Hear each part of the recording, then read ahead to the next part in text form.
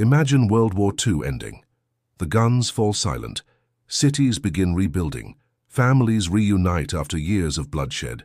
The year is 1945, but on a remote island in the Philippines, one man never got the message.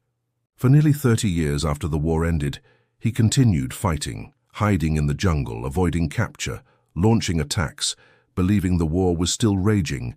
His name was Hiroo Onoda, and his story sounds so unbelievable that many people refuse to believe it's real, but every word of it happened.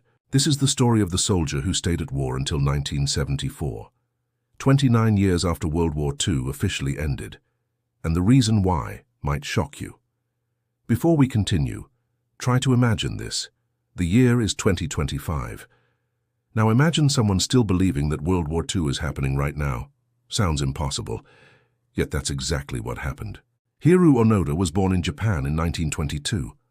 Like millions of young men of his generation, he grew up during a time when loyalty to the emperor was considered sacred. As Japan expanded across Asia during the Second World War, soldiers were taught that surrender was worse than death. Onoda was different from most soldiers. He was trained in intelligence and guerrilla warfare. His mission wasn't simply to fight.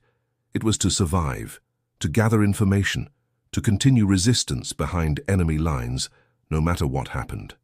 In December of 1944, Onoda was sent to Lubang Island in the Philippines. American forces were advancing rapidly across the Pacific. Before leaving, Onoda received orders from his commanding officer, orders that would change the course of his entire life. The officer reportedly told him, "No matter what happens, we'll come back for you. You are absolutely forbidden to surrender or take your own life." To Onoda, those words became law. A few months later, American and Filipino forces captured the island. Japan's position collapsed, but Onoda disappeared into the jungle. Alongside a few other Japanese soldiers, he began living in hiding.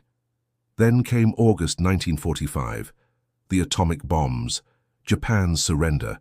World War II was over. Except Onoda didn't believe it. Planes flew overhead dropping leaflets.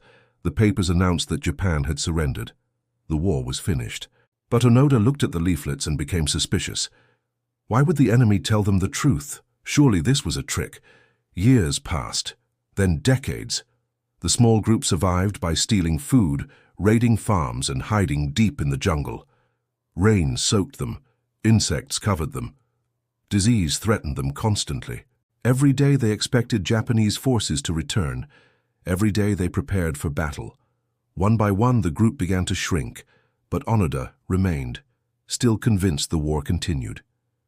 Think about how much the world changed: the space race, the moon landing, the civil rights movement, rock and roll.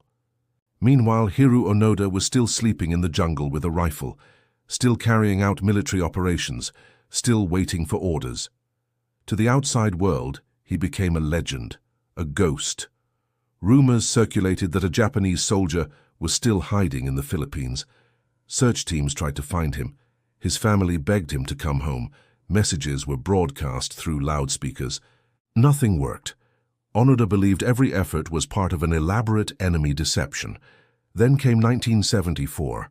A young Japanese adventurer named Norio Suzuki traveled to the Philippines. Suzuki had a simple goal. He wanted to find Onoda. Amazingly, he succeeded. The two men met deep in the jungle.